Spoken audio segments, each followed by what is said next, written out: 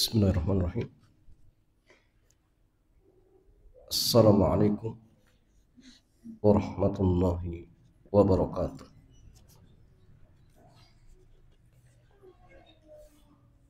Alhamdulillahi wassalatu wassalamu ala Rasulillah wa ala alihi wa sahbihi ajma'in, amma ba'd. Ikhwan wa akhwati fillah, alhamdulillah di kesempatan sore hari ini Allah Azza wa Jalla kembali kumpulkan kita di majlis yang sangat mulia ini, yaitu majlis talabul ilmi. Dan di kesempatan sore hari ini kita masih pada kitab Pengantar Permodalan dalam Islam, karya Al-Ustadz Aminul Bait hafizahullah. Dan ikhwan wa akhwati fillah, tema kita di kesempatan sore hari ini berkaitan tentang jual beli saham. Jual beli saham. Jadi nanti akan dijelaskan apa sih hukumnya jual beli saham, kemudian apa sih maknanya. Jadi saham itu seperti apa sih? Dan apakah saham mewakili aset atau tidak? Dan nanti akan kita jelaskan, ya. Penulis kitab mengatakan bismillahi wassalatu wassalamu ala rasulillahi wa ba'd.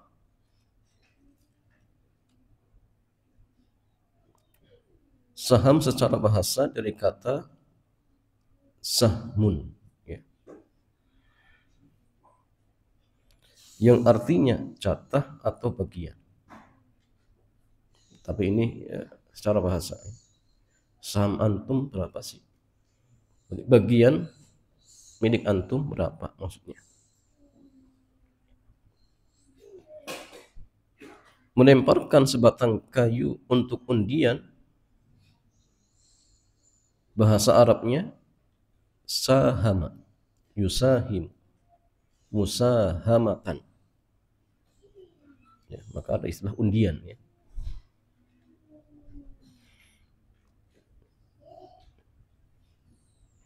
Ini contohnya, ketika Nabi Yunus alaihi salam naik perahu, ternyata kelebihan beban.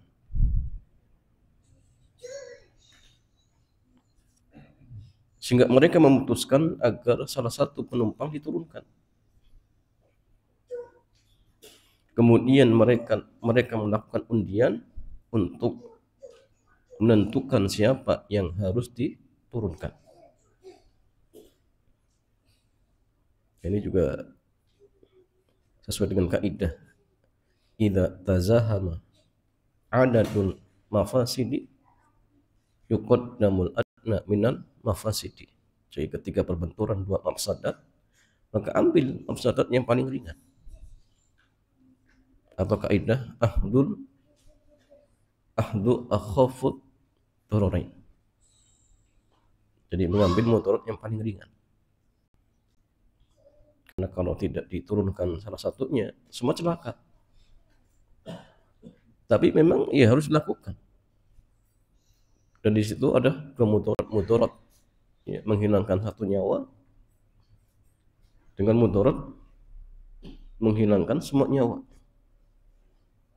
Ya tentu menghilangkan satu nyawa lebih ringan daripada semua nyawa. Dan Allah Azza wa Jalla berfirman menceritakan tentang kisah ini, wa inna Yunusa laminal mursali id abaqa ilal fulkil mashhun fasahama fakana minal mudhatin. Sesungguhnya Yunus benar-benar salah seorang rasul. Ketika ia lari meninggalkan kaumnya, kapal yang penuh muatan kemudian ia ikut berundi, lalu dia termasuk orang-orang yang kalah dalam undian. Setelah itu dilemparkan, kemudian Nabi Yunus ditelan seekor apa jemaah? Hut, ya. Dan ketika dalam kegelapan, maka Nabi Yunus berdoa, ya. Nabi Yunus berdoa. Dan ternyata doanya didengar oleh malaikat, jemaah. Insyaallah. Kemudian malaikat mengatakan, ya Allah, ada suara dari kejauhan. Maka apa yang Allah katakan? Itu adalah suara seorang hamba yang soleh, yang dia ketika dalam kondisi lapang selalu mengingat Allah. Sehingga dalam kondisi sempit apa? Allah pun mendengarkannya. Makanya dalam hadis dikatakan apa? Ta'arraf inallahi firraha ya'rifka fisyiddah. Itu penting. Kenali Allah dalam kondisi lapang, maka Allah akan mengenalmu dalam kondisi sempit. Itu penting. Jadi jangan kenal Allah ketika apa? Sempit toh. Ketika bisnis lancar, ya, tidak pernah apa? Ke masjid. Ketika bangkrut ingin ke masjid. Wah, ini masalah aja. Ini Nabi Yunus. Dalam kondisi lapang dia selalu ingat dengan Allah. Sehingga dalam kondisi sempit Allah tetap mengingatnya. Sehingga akhirnya Allah selamatkan dia. Itu penting juga. Anak panah dalam undian ya, disebut saham. Karena dia mewakili bagian keikutsertaan seseorang dalam kegiatan itu. Ya hanya mewakili. Ya. Untuk dalam artian memperoleh apa yang diinginkan seperti itu. Adapun secara istilah, maka saham berarti surat bukti kepemilikan atau bagian modal suatu perseroan yang dapat diperjualbelikan, yang sekaligus menjadi klaim atas penghasilan dan aktiva perusahaan, ya, aset suatu perusahaan. Jadi surat bukti, ya. Dan memang hampir mirip dengan syukuk, ya, hampir mirip. Tapi nanti dilihat, ya, saham ini memang mewakili aset dan sudah berbentuk barang atau masih berupa uang, itu nanti beda, cuman. Ya, terkhusus terkait ketika ingin diperjualbelikan, ya, nanti harus ikut ketentuan-ketentuannya, ya, seperti itu. Nah, sekarang yang masalahnya takyif fikihnya. Jadi takyif fikih itu artinya pendekatan fikih dalam memahami kasus untuk bisa diketahui hukumnya. Ya, karena saham itu murni fikih kontemporer. Zaman Nabi nggak ada. Sehingga yang bisa kita lakukan adalah takyif fikih. Jadi model transaksi baru ini kira-kira mirip dengan apa sih? Karena secara pokok, secara dasar sudah ada gambarannya dari Nabi tentang riba, itu sudah ada dan sudah kita jelaskan, ya. Jadi inti larang dalam jual beli itu 3. Kalau nggak riba, apa jawab? Kalau nggak riba, ya goror. Kalau nggak goror, zolim. Inti. Dan nanti merucut ke sana. Transaksi ini kok dikatakan haram? Apa sebabnya? Oh, ternyata ini menghantarkan kepada praktek-praktek riba. Oh, ternyata di sini ada gorornya. Oh, ternyata bisa mendolimi orang lain. Ya. Dan nanti dilihatnya. Dan tentu ini sesuai dengan setelah apa? Adanya gambaran. Maka dalam kaidah fikih itu dikatakan al-hukmu far'un an tasawwurihi. Jadi hukum itu cabang dari suatu gambaran suatu permasalahan. Itu penting, ya. Maka muamalah kontemporer sama. Gojek itu harus digambarkan dulu. Modelnya seperti ini. Oh, ternyata ini pelanggarannya. Sebagian ada yang mengatakan, oh ada penggabungan dua akad. Oh, berarti ini. Setelah dicari dalilnya, oh ada larangannya. Oh, berarti ini larangannya. Ya. Sehingga nanti untuk memberikan solusi agar menjadi halal seperti apa misalkan. Maka itu bisa dilakukan ketika sudah mengetahui gambaran suatu permasalahan tersebut. Nah, sehingga mengetahui gambaran itu sangat penting. Ya. Jamaah sekalian, ulama berbeda pendapat tentang memahami saham. Ya. Yang pertama, mereka mengatakan saham sama seperti barang dagangan. Jadi pendapat yang pertama mengatakan saham itu mirip seperti barang dagangan. Sehingga tanpa memandang berapa nilai aset perusahaan yang diwakili saham tersebut, nggak perlu. Pokoknya saham itu ya sudah barang dagangan. Ya. Jadi tidak perlu melihat oh nilai asetnya berapa, itu nggak dilihat. Menurut pendapat yang pertama. Dan ini adalah pendapat Syekh Jadul Haq, mantan Syekhul Azhar. Ya. Dan beberapa ulama kontemporer lainnya. Nah, ini disebutkan di Fatwa Islam fil Qadaya al-Iqtisadiyah. Ya, Jadul Haq halaman 318. Di alasan pendapat ini, yang pertama, menurut undang-undang, pemilik saham tidak memiliki hak terhadap harta perusahaan. Jadi alasannya, menurut undang-undang, pemilik saham tidak memiliki hak terhadap harta perusahaan. Jadi harta perusahaan yang milik perusahaan sudah. Pemilik saham nggak ada kaitannya. Semua aset perusahaan merupakan milik perusahaan itu sendiri. Sehingga syirkah diibaratkan seperti satu orang yang memiliki perusahaan. Jadi ketika terjadi syirkah itu ya seolah-olah perusahaan itu yang memiliki satu orang. Ya. Saham-saham itu beda sudah. Ya.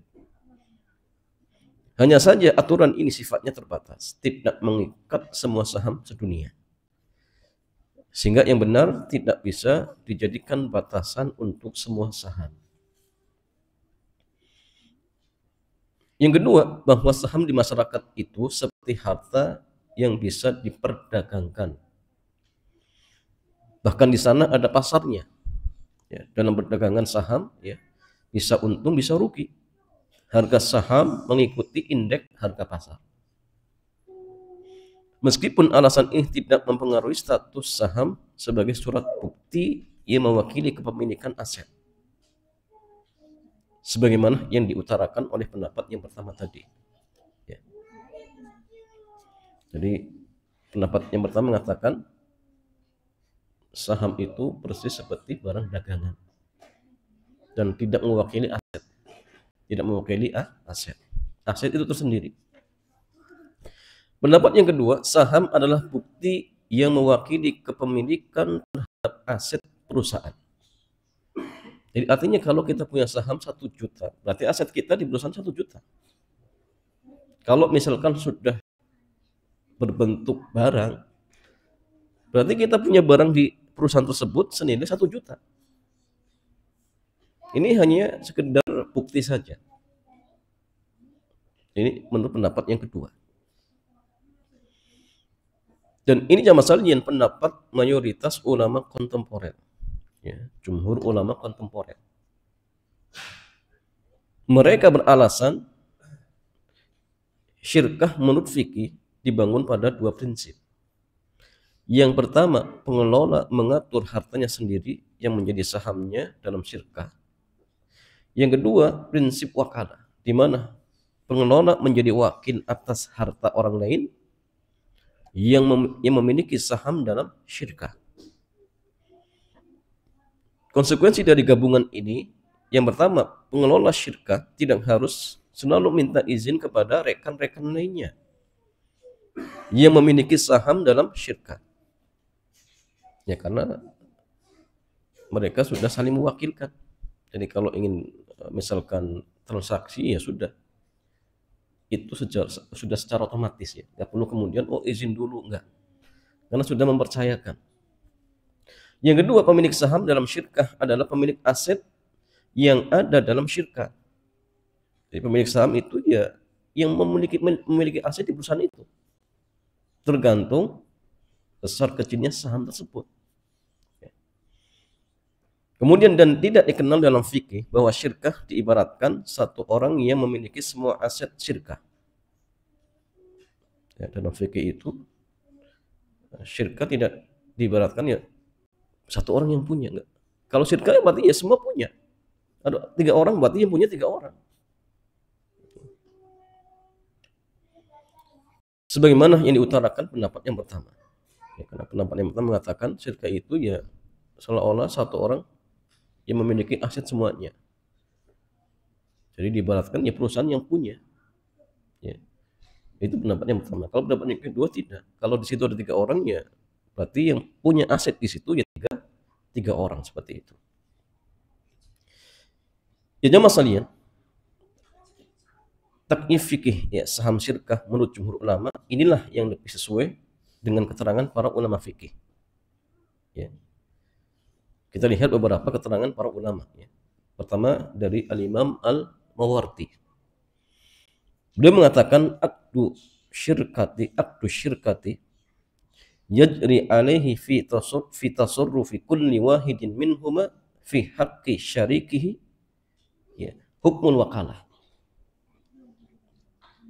Jadi akad syirkah berlaku aturan dalam pengelolaan yang dilakukan pihak pengelola terhadap hak rekannya,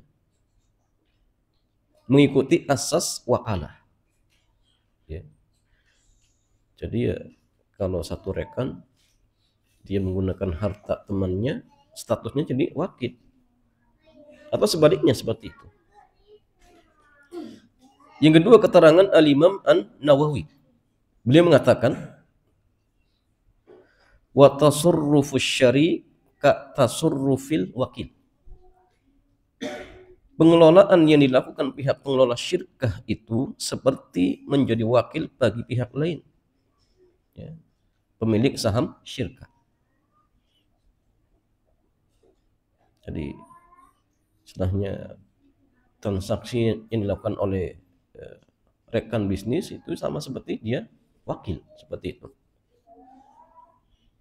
Karena secara langsung dia itu sedang menggunakan harta temannya, yang dimana temannya sudah mempercayakan ya, dengan akad ya tadi ya kerjasama tadi. Kemudian keterangan dari Al-Imam Ibnu Qudamah. Beliau mengatakan yanfudu tasarrufu kulli wahidin minhuma fihima bihukmil ya,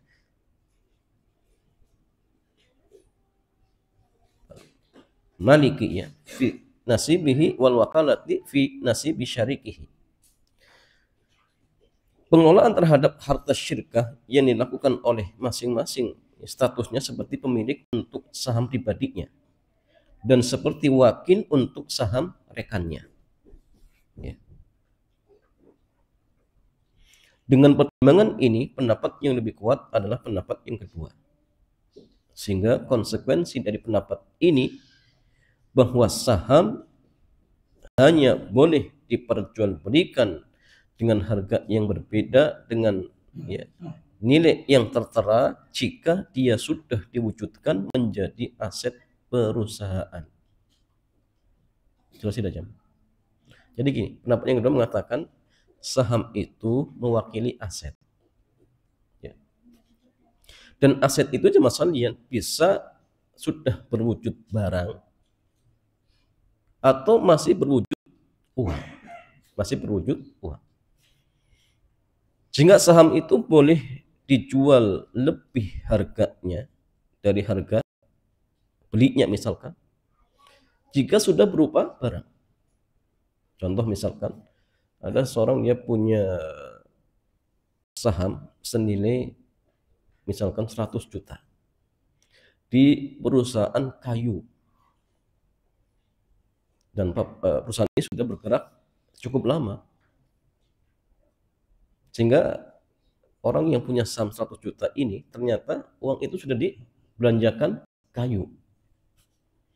Kemudian ternyata dia memiliki keinginan untuk menjual sahamnya, ya, yang sudah dibelikan kayu tadi senilai 100 juta. Maka boleh bagi dia ketika misalkan ingin menjual saham dia yang senilai 100 juta itu dengan harga lebih. Misalkan, saya ingin menjual saham saya di perusahaan A senilai 200 juta. Itu boleh. Tidak masalah. Mau kontan boleh, mau dicicil boleh. Tidak masalah. Kenapa hanya masalah? Karena saham orang tersebut sudah berupa barang, sudah berupa barang, dan jual beli kayu itu tidak masalah, mau dikredit boleh, mau di cash juga boleh, tidak masalah, ya. Atau mungkin nilainya sama, di bawahnya atau lebih, itu tidak masalah. Tapi kalau misalnya gini, saham itu ternyata masih berupa uang. Kenapa? Karena perusahaannya belum beroperasi. Berarti artinya ketika ada 5 orang yang ingin berserikat, berarti ketika itu masih sekedar mengumpulkan uang, karena belum dibelanjakan. Misal satu orang dia tanam modal 100 juta. Ternyata satu orang dia ingin menjual. Maka ketika dia ingin menjual nilai sahamnya yang 100 juta tadi, dan ketika itu masih berupa uang, dibolehkan, tetapi ingat, harus mengikuti ketentuan tukar menukar uang. Kalau misalkan saham dia berupa dolar, 100.000 dolar misalkan, maka tatkala itu kalau ingin dijual dengan mata uang rupiah itu boleh lebih, tidak masalah. 100 dolar dijual misalkan 1 miliar, itu tidak masalah. Kenapa? Karena memang di situ terjadi tukar menukar uang, tetapi jenisnya beda. Satu dolar, satunya rupiah. Itu tidak masalah. Tetapi ingat, saran cuma satu, harus apa? Kontan. Ada pertukaran fisik uang.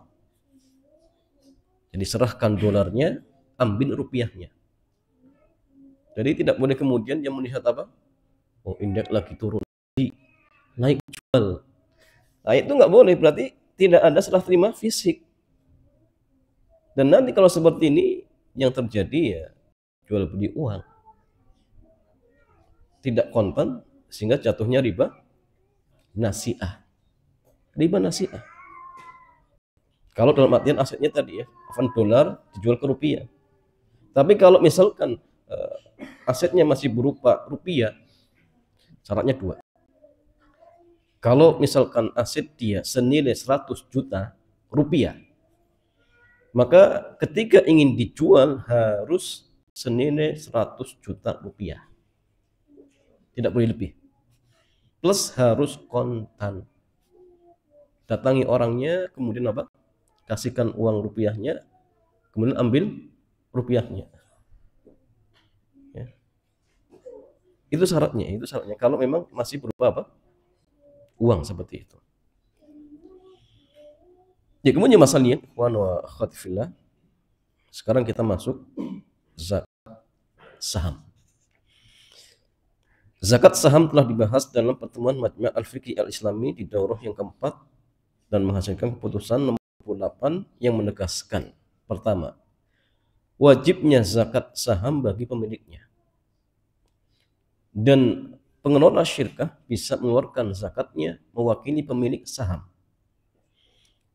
Jika itu menjadi aturan perusahaan atau ada aturan dari pemerintah yang mewajibkan perusahaan mengeluarkan zakat perusahaan, atau pemilik saham menyerahkan pengurusan zakatnya kepada perusahaan. maka boleh tatkala itu. Mungkin bagian yang ditunjuk, maka mereka yang ditugaskan untuk mengeluarkan zakat. Yang kedua, manajemen perusahaan yang mengeluarkan zakat saham diibaratkan seperti seseorang yang mengeluarkan zakat harta pribadinya. Artinya aset yang dimiliki para pemilik saham diibaratkan seperti harta satu orang. Jadi kalau mereka gabung, ya sudah, kumpulkan semua saja nilainya. Total ada 100 juta. Ya sudah, 2,5% dari 100 juta keluarkan zakatnya. Jadi nggak perlu kemudian dipisah-pisah, tapi digabung seperti itu. Yang ketiga, jika perusahaan tidak mengeluarkan zakat sahamnya dengan sebab apapun, maka wajib bagi pemegang saham untuk mengeluarkan zakat sahamnya. Misal seseorang dia kongsi dengan non-muslim, masing-masing 100 juta. Non-muslim yang nggak tahu zakat ya. Maka yang muslim ya keluarkan zakatnya. Dia hitung ya nilai sahamnya berapa, kemudian silakan keluarkan 2,5%-nya seperti itu. Dengan rincian, yang pertama, jika pemegang saham ketika mengambil saham ada niat untuk memperjualbelikan sahamnya, maka dia wajib menzakati modal dan berikut keuntungannya. Statusnya sebagaimana barang dagangan dengan mengikuti standar harga di pasar saham. Jelas tidak, jemaah? Jadi gini, ada seseorang memang dia kerjanya beli saham, tetapi ingin dijual lagi. Ya. Maka orang yang seperti ini berarti terkena zakat perdagangan. Jadi kalau misalkan dia beli sahamnya 100 juta, ternyata pas mau dijual itu naik 150 juta. Berarti yang di total 150 jutanya tadi. Keluarkan 2,5%-nya. Ya persis seperti apa? Seperti orang yang jual beli rumah. Dia beli rumah mau dijual. Berarti ya dihitung semuanya. Ya, dihitung apa? Nilai harga rumahnya. Beda kalau orang misalkan dia beli rumah untuk dikontrakan. Maka ketika itu jamaah sekalian, nilai rumahnya tidak dihitung. Yang dihitung itu apa? Nilai sewanya. Ternyata setiap sewa misalkan setahun 50 juta. Itu dikumpulkan. Kalau kemudian sudah mencapai nisab dan sudah berputar 1 tahun, maka silakan keluarkan 2,5%. Tapi ingatnya dari uang sewa. Adapun nilai harga rumahnya tidak disakati. Kenapa? Karena memang tidak diperjualbelikan seperti itu. Yang kedua, jika pemegang saham ketika mengambil saham tidak diniatkan untuk diperjualbelikan, tapi untuk diambil ya dividennya setiap tahun, maka aturan zakatnya modal tidak wajib disakati. Yang wajib disakati adalah keuntungannya saja setelah haul berputar 1 tahun. Ada gambaran? Ya, sekarang jamaah sekalian kita masuk terkait fatwa-fatwa ya. Seputar saham. Berikutnya kita akan simak beberapa fatwa dan keterangan terkait jual beli saham. Yang pertama, keikutsertaan saham. Ya.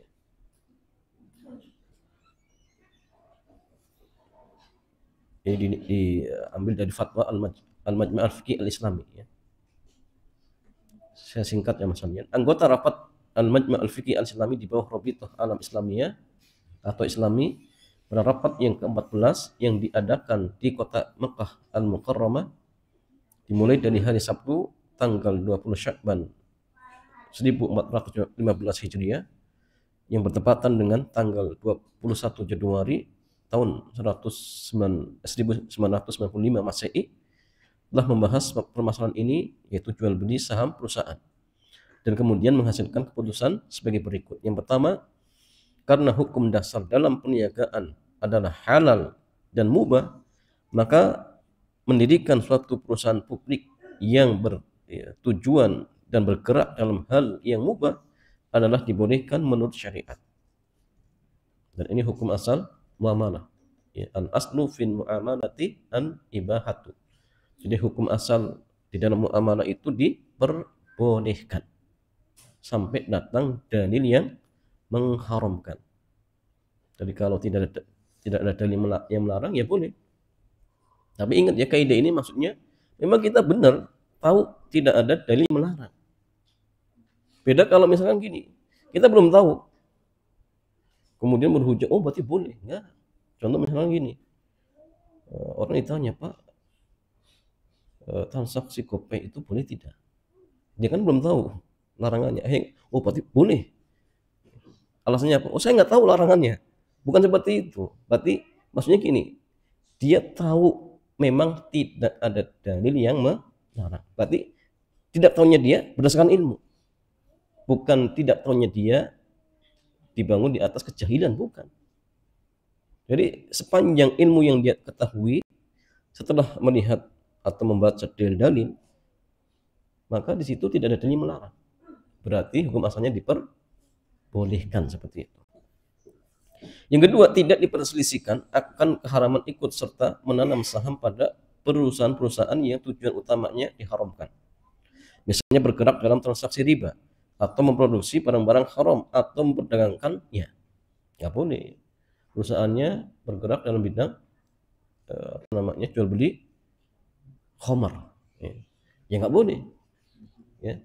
Kenapa? Karena haram. Atau mungkin ya praktek riba, maka tidak diperbolehkan.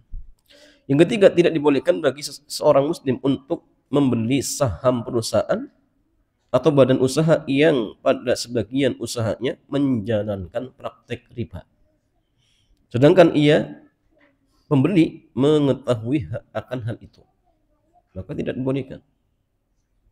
Yang keempat, bila ada seseorang yang terlanjur membeli saham suatu perusahaan sedangkan ia tidak mengetahui bahwa perusahaan tersebut menjalankan transaksi riba, lalu kemudian hari ia mengetahui hal tersebut, maka ia wajib untuk keluar dari perusahaan tersebut. Ya, Ustaz, tapi gajinya besar, untungnya besar, ya tetap keluar. Kenapa? Karena haram. Kemudian keharaman membeli saham perusahaan tersebut telah jelas berdasarkan keumuman dalil-dalil dari Al-Quran dan As-Sunnah yang mengharamkan tentang riba.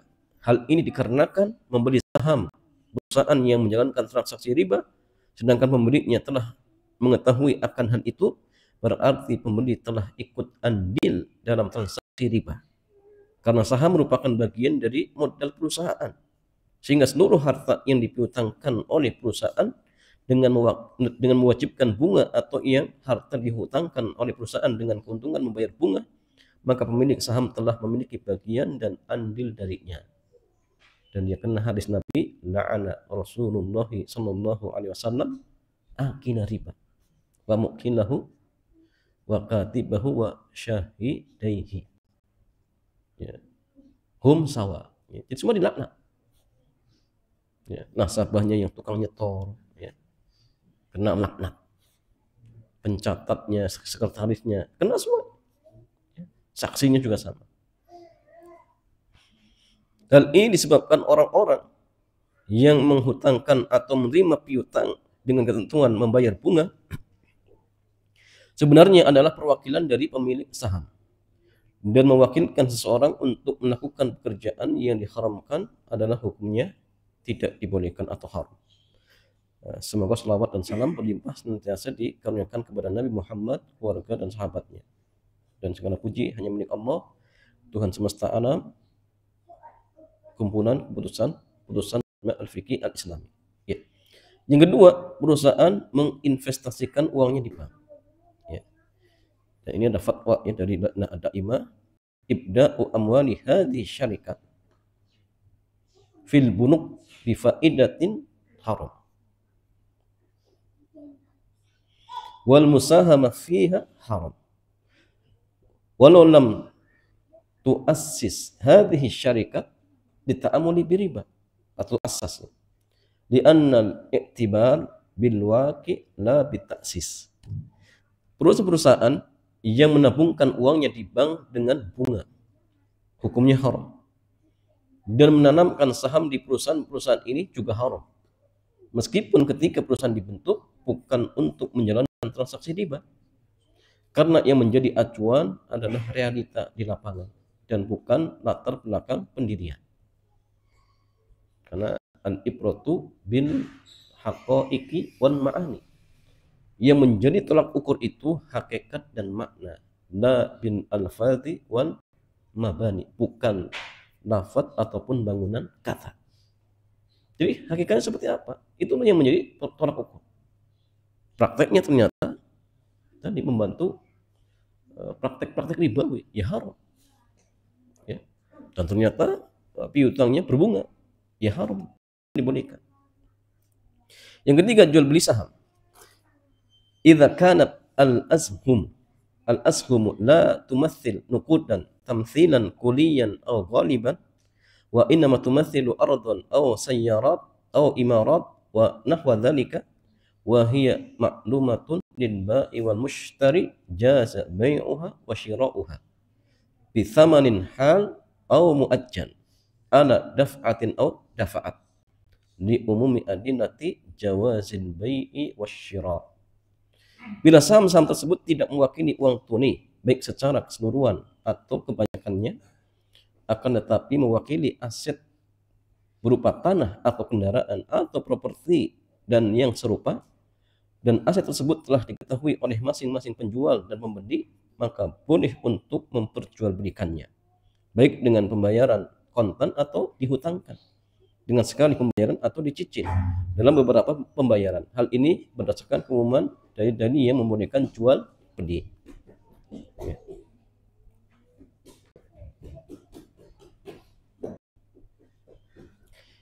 Dan ini tentu jamaah sekalian kalau memang tadi ya perusahaan itu sudah beroperasi, kemudian sahamnya sudah berupa barang, maka tatkala itu kalau memang barangnya adalah barang yang mubah, maka boleh silakan diperjualbelikan walaupun dengan cara dicicil, tidak masalah. Tapi kalau masih berupa uang, maka ingat boleh, tetapi harus ikut ketentuan tukar menukar uang. Sekarang jamaah sekalian terkait saham, sukuk dan obligasi. Sukuk bentuk jamak dari kata ya sok. Secara bahasa artinya kertas tertulis yang mewakili aset atau nilai harta tertentu. Majma' al-Fiqh al-Islami mendefinisikan sukuk dengan surat atau bukti kepemilikan aset atau bagian modal, baik bentuknya benda, manfaat, hak, atau gabungan dari ketiganya, yang memungkinkan untuk diuangkan melalui akad yang syar'i. Ya. Secara umum sukuk sama dengan saham. Keduanya mewakili bukti kepemilikan aset perusahaan atau bagian modal dalam proyek untuk mencari keuntungan, sehingga secara hukum keduanya sama.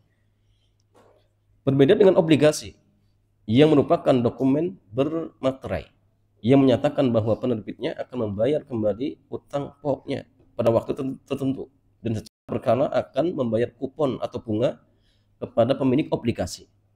Bahkan umumnya obligasi diikat dengan suatu jaminan yang dapat dijual untuk melunasi klaim jika emiten gagal membayar kupon dan pokok pada saat jatuh tempo. Sehingga terkait obligasi itu jamaah sekalian tidak dibolehkan, ya, haram. Ya. Contoh seperti misalkan ya kadang pemerintah itu menjual apa?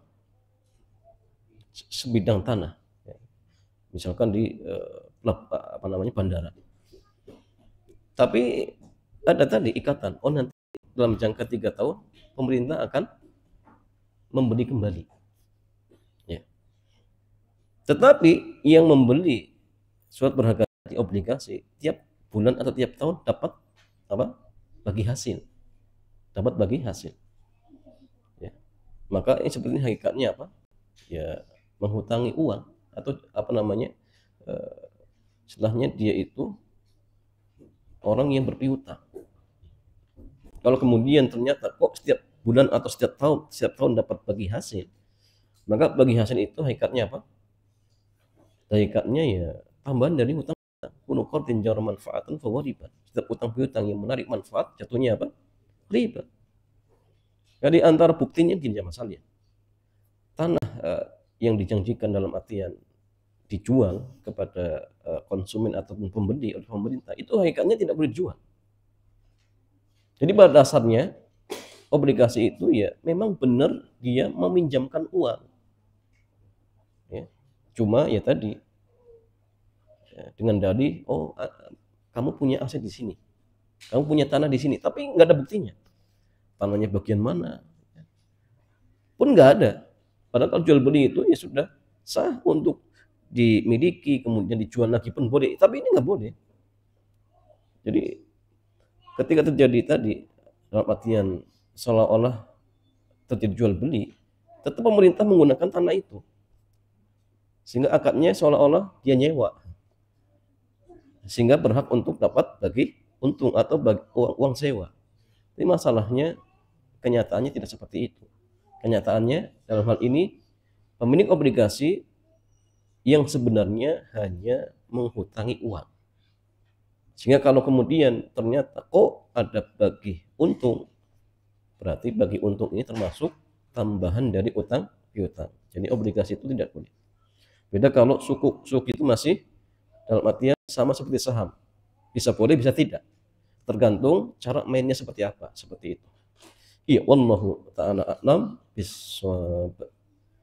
Demikian jamaah sekalian, mudah-mudahan bermanfaat. Selanjutnya seperti biasa kita buka tanya jawab, dipersilakan. Bismillah. Bismillah. Alhamdulillah kita sampai pada sesi tanya jawab. Barangkali ada jemaah Iwan dulu yang mau bertanya.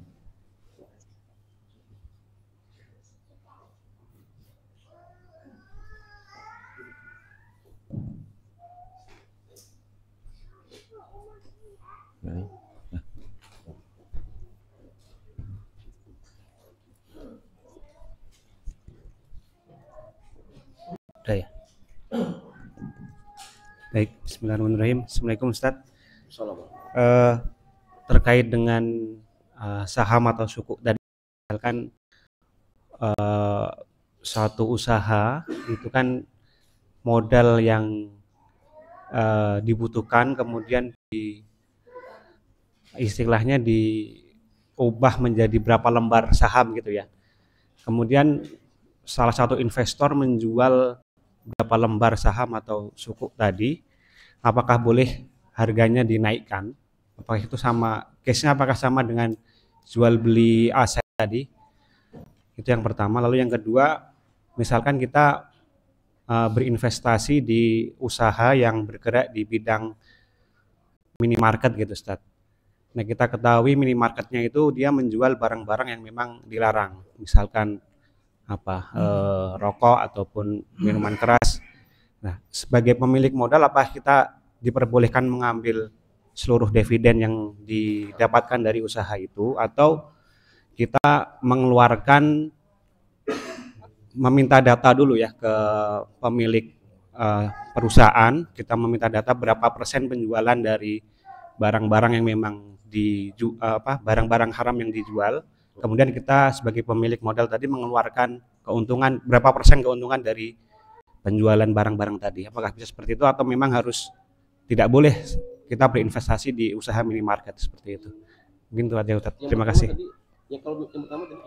Yang pertama terkait dengan misalkan usaha itu kita ada modal 100 juta. Dari 100 juta itu dibagi menjadi 100 lembar saham gitu ya. Nah, kemudian salah satu investor menjual berapa lembar saham tadi, tapi harganya dinaikkan ke investor yang lain gitu. Pertanyaannya, apakah itu diperbolehkan atau enggak gitu? Pertanyaan gini. Kenaikan harganya. Iya, apakah lembar-lembar itu sudah berwujud barang atau masih uang? Ya jadi aset ya. Misalkan modalnya 100 juta. 100 juta itu kan kalau kita ke notaris kan dianggap sebagai berapa ratus lembar. Ya. Tapi maksudnya saham itu misalkan di perusahaan A ya, senilai uang 100 juta itu apakah sudah dibelanjakan barang atau belum? Belum. Masih uang tapi. Ya. Masih uang. Modal usaha gitu ya berarti ya, modal usaha. Nah, apakah lembar itu dijual oleh salah satu pemodal, harganya dinaikkan, apakah diperbolehkan? Ya jamaah sekalian, ada dua pertanyaan. Pertama terkait tentang hukum menjual beberapa lembar saham yang dimiliki oleh seseorang. Misal dia membeli saham senilai 100 juta dan dibagi menjadi berapa lembar, misalkan 10 lah ya, berarti kan satu lembar itu nilainya 10 juta. Apa kemudian jika misal dia ingin menjual 3 lembar 30 juta tadi, bolehkah dinaikkan? Ya, jawabannya tadi, kalau kita ikut pendapat yang kedua, yang pendapat jumhur ulama kontemporer, bahwa saham itu mewakili aset, ya. Dan aset itu bisa berwujud barang, bisa berwujud uang. Dan ternyata aset ini masih berwujud apa? Uang. Maka jawabannya boleh diperjualbelikan, tetapi harus nilainya sama. Kalau dalam artian sahamnya berupa rupiah dan mau dijual ke rupiah, maka harus sama. 30 juta rupiah, ya dijual harus 30 juta rupiah. Syaratnya 2, kontan plus nilainya sama. Tapi kalau misalkan asetnya berupa dolar, maka boleh dijual lebih, tidak masalah. Misalkan dijual ke rupiah, ya silakan sesuaikan dengan nilai rupiahnya seperti itu. Tapi kalau sudah berupa barang, bebas. 3 lembar tadi nilainya 30 juta, tapi sudah dibelanjakan barang. Kemudian mau dijual 50 juta, boleh, tidak masalah. Kenapa? Karena ketika itu dia seolah-olah menjual barang, bukan menjual uang. Ya. Dan boleh juga dikredit, tidak masalah. Ya. Boleh juga dikredit seperti itu. Tapi kalau kita ikut pendapat yang pertama tadi, bahwa saham itu adalah barang, ya boleh. Ya, boleh mau dijual nilainya lebih, boleh, tidak masalah. Tapi ya tadi kurang kuat. Yang kuat pendapat yang kedua yang mengatakan bahwa saham itu mewakili aset. Nah, sehingga ya tadi kalau asetnya masih berupa uang, ya boleh, tetapi ikut aturan tukar menukar uang. Tapi kalau masih berupa sudah berupa barang, maka bebas. Selagi itu barang yang mubah ataupun halal, maka boleh diperjualbelikan. Walaupun nilainya berlebih, tidak masalah, seperti itu. Yang kedua terkait tentang bolehkah kita menanamkan modal di toko, yang dimana toko itu ternyata juga menjual barang-barang yang haram. Jawabannya tidak boleh. Kenapa? Karena kita nanti kena ancaman wala ta'awanu 'alal itsmi wal 'udwan. Dan janganlah kalian tolong menolong di dalam perbuatan dosa dan permusuhan. Kita nggak boleh. Ya. Makanya di antara syarat bolehnya kita kerjasama itu, ya, harus dipastikan kerjasamanya pada muamalah yang mubah. Ya, kalau haram tidak boleh. Sehingga kalau misalkan ada yang ingin kerjasama, syaratkan, saya mau, tapi ingat jangan sampai ada transaksi haramnya. Kalau kemudian tidak mau, ya sudah, pisah. Itu konsekuensi. Beda kalau misalkan bekerja, seperti sebagian teman-teman kita ya kerja di Indomaret, jual rokok, bahkan naudzubillah kadang ada minuman misalkan. Maka ini hukumnya kembali kepada apa? Apakah itu hanya sedikit ngikut atau itu menjadi objek tujuan utama? Kalau misalkan khamar, rokok dan sebagainya, barang-barang haramnya itu memang dijadikan tujuan utamanya, jelas haram, nggak boleh. Tapi kalau hanya ngikut, ya, hanya sedikit, ya, maka masih dibolehkan kerja di situ, masih boleh. Karena yang ngikut itu, ya, dalam artian dalam kaidah itu ya tidak dianggap seperti itu. Tapi dengan catatan dia tidak pernah melayani jual beli yang haramnya. Kalau kemudian misalnya pernah melayani di rokok, hitung, oh 1 bulan pernah saya melayani rokok, oh berarti ada jasa haramnya. nanti di akhir bulan pas gajian keluarkan. Untuk apa? Untuk membebaskan diri dari harta yang haram, seperti itu. Ya, kalau dalam artian pernah transaksi melakukan transaksi jual beli rokoknya seperti itu, maka harus ada yang dikeluarkan. Ya, karena sama halnya dia pernah melakukan transaksi haramnya di jasa yang dia keluarkan selama sebulan tersebut, seperti itu. Ini terkait pekerjaannya. Jadi artinya masih boleh dia tetap kerja di situ kalau dalam artian hanya sedikit saja. Ya, hanya sedikit saja tidak masalah. Tapi kalau pemodal, dia bisa memilih. Kalau kemudian dia tidak mau komitmen, ya tetap yang dilanggar juga tidak mau dihilangkan, misalkan tidak mau menggubris ya, nasihat atau saran dari partnernya, ya sudah tinggalkan saja. Karena ingkar mungkar itu masalah ada tingkatannya. Pertama dengan tangan, lisan, dengan hati. Kita punya modal, sehingga bentuk ingkar mungkarnya apa? Dengan tangan. Ambil modalnya, cari yang lain. Makanya gini, Muslim itu boleh kerjasama dengan non Muslim boleh, nggak masalah. Tapi dengan catatan dia pantau, dia awasi, jangan sampai kemudian melakukan transaksi haram. Kalau kemudian melanggar, ingatkan. Kalau kemudian tidak mau menerima nasihat, ya partnernya yang Muslim tadi, tinggalkan sudah. Tapi kalau misalkan tetap mau dalam artian mengikuti sarannya, ini haram, ditinggalkan, lanjutkan, nggak masalah. Tapi kalau sudah tidak mau, tinggalkan. Ya, karena memang dia punya kekuasaan di situ. Ya, sehingga tidak boleh ketika misalkan kita kerjasama, ternyata di situ ada praktek-praktek yang haramnya, seperti itu. Wallahu ta'ala a'lam bishawab.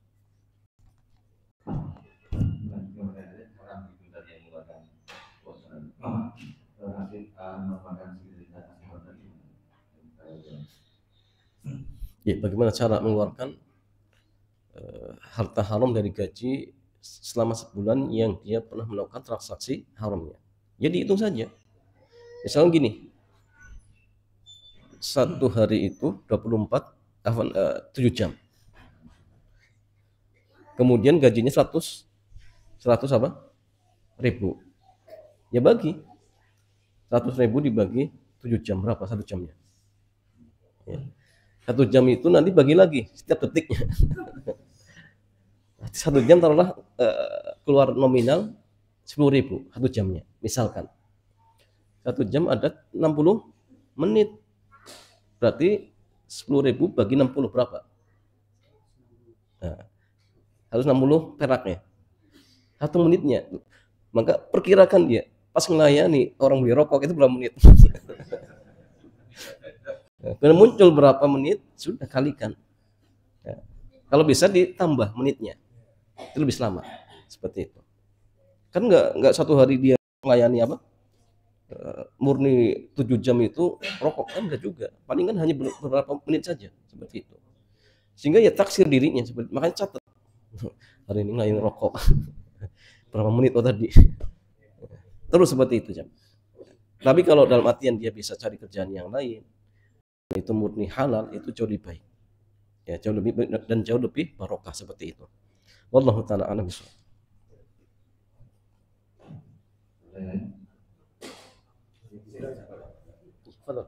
Nambahin yang tanya tadi numpang nanya aja.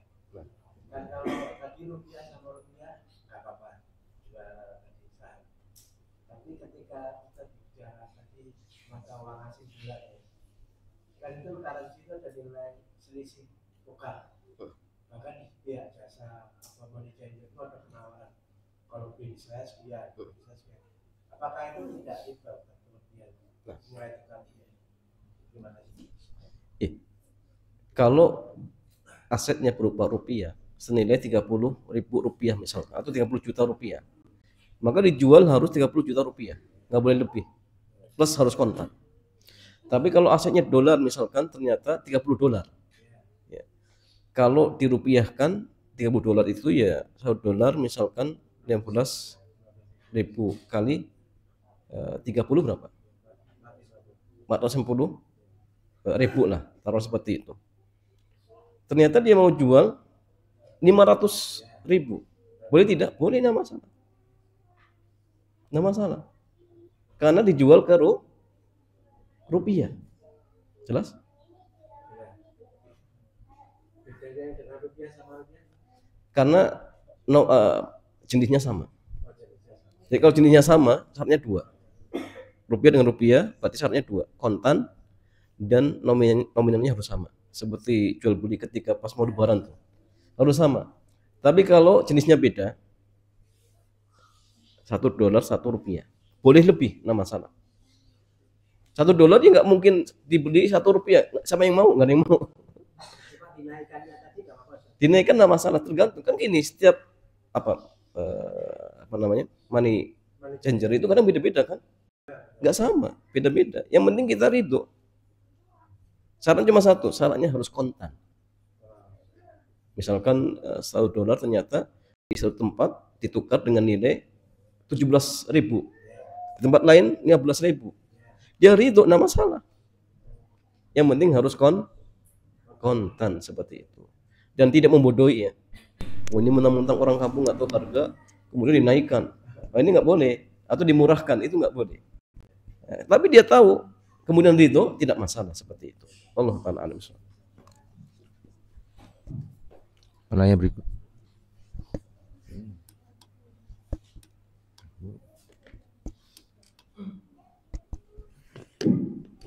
Pertanyaan berikutnya adalah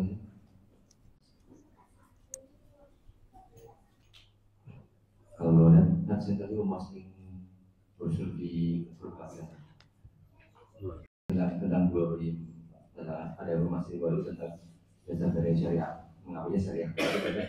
Mohon di syariah atau jasa mati kira-kira ini benar-benar bebas syariah atau tidak?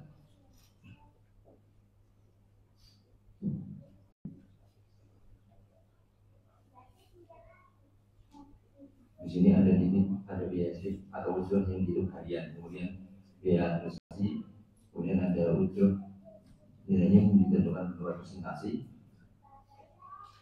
kemudian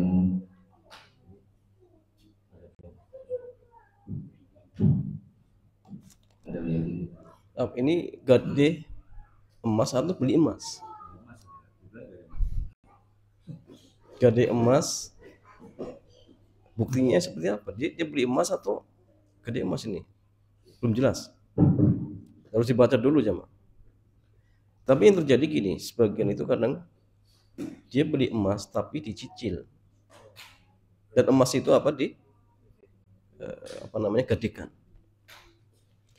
Karena sebagian gini, dia beli emas, ya, kemudian emas itu digadekan. Setelah dapat uang ini buat beli emas lagi. Jadi gini, awalnya dia beli emas tapi dicicil, kumpul. Ketika kemudian sudah sampai dalam nominal tertentu dan bisa beli emas 85 gram, dia beli. Ya. Setelah dapat emasnya, gantikan lagi sehingga dapat uang lagi. Uang ini nanti ya untuk beli emas lagi. Emas nanti gantikan lagi, dapat uang lagi, seperti itu. Jadi muter-muter terus. Dan di sini memang harus dilihat ketika dia mencicil uang itu, apakah dalam artian niatnya beli emas secara kredit atau nabung uang. Bedakan. Nabung uang, dia tabung dulu uangnya, ketika sudah sampai nomor tertentu diambil kemudian beli emas, itu boleh. Pun syaratnya dengan serah terima. Serahkan uangnya kemudian ambil emasnya. Dan yang terjadi itu wallahu alam serah terima emas pun tidak ada. Kemudian cicilan yang pertama kali ketika dia membeli emas itu wallahu alam niatnya apa? Kalau niatnya nabung uang beda lagi. Tapi kalau niatnya nyicil beli emas ya haram, kan emas itu tidak boleh dicicil. Kalau dibelinya dengan uang itu nggak boleh. Harusnya kontan. Beda kalau antum beli emas dengan beras, boleh dicicil. Sebulan sekilo, bulan depan sekilo, itu enggak masalah. Tapi kalau cicilnya dengan uang harus kontan, boleh dicicil. Seperti itu. karena masing-masing harta ribawi, beda jenis ya, tapi ilahnya sama, sehingga syaratnya cuma satu, harus kontan seperti itu. Ya, wallahu taala alam. Ya, demikian jamaah sekalian, mudah-mudahan kajian di kesempatan sore hari ini bermanfaat. Kita cukupkan. Subhanakallahumma wa bihamdik, asyhadu an la ilaha illa anta, astaghfiruka wa atubu ilaik. Assalamualaikum warahmatullahi wabarakatuh.